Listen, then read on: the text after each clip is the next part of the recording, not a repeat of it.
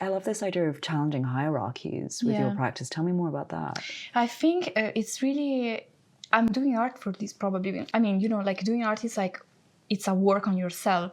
So I'm really suffering towards hierarchies and like private structure in general. Mm-hmm.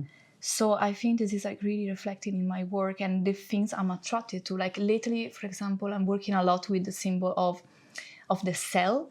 And for me, the cell is really represented, it's almost a political figure of like revolution. There's this revolution power itself inside. Yeah. And I'm working a lot with the topic of the teratoma in this sense, which is like very interesting because the teratoma, it's like, it's a tumor, which is like, you know, like cells are producing more organs and tissues than they should.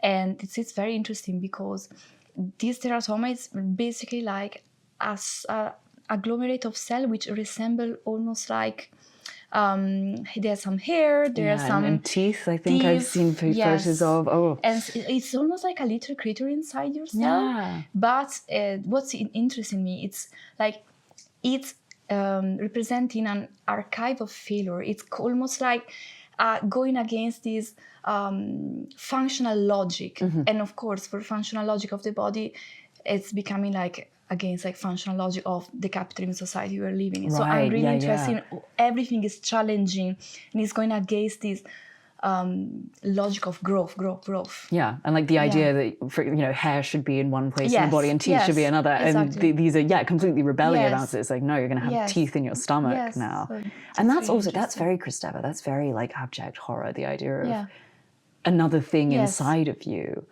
But at the same time, actually, I wonder if this, do you ever feel, and like feel free to say no, but like that being a woman affects the way that you practice? I never like know, because I'm not an artist, and I sometimes people ask me with my writing like, oh, do you feel like being a woman changed the way you write? And I never feel that it does, but I'm thinking about like concepts of like abject horror and like Barbara Creed and the monstrous feminine. That's all very kind of like related to gender. Does gender play a part in your work at all? I mean, the use of skins, I think I'm starting now to really use skins in a, you know, like I'm using it in a different way now. They're taking part in the canvas.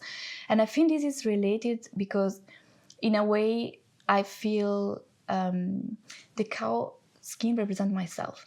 So there is all this like aspect of kind of memorial archive of use, extraction, what the cow represents, you know, all this like productive system of milking and all this being like this scarred part heifers, it's like, so I think it was almost like this needs for using the cow is almost like a portrait, you know, but also, I mean, I don't know if it's related to your question, but I'm starting recently, I mean, it's 1 year now, that I'm doing like a sort of small sketches with my menstrual blood. Yes, I saw it in your studio, gorgeous. And that's such a good way to like start the cycle. Yeah, and it's really entering the work now because I'm using the same blood for paintings.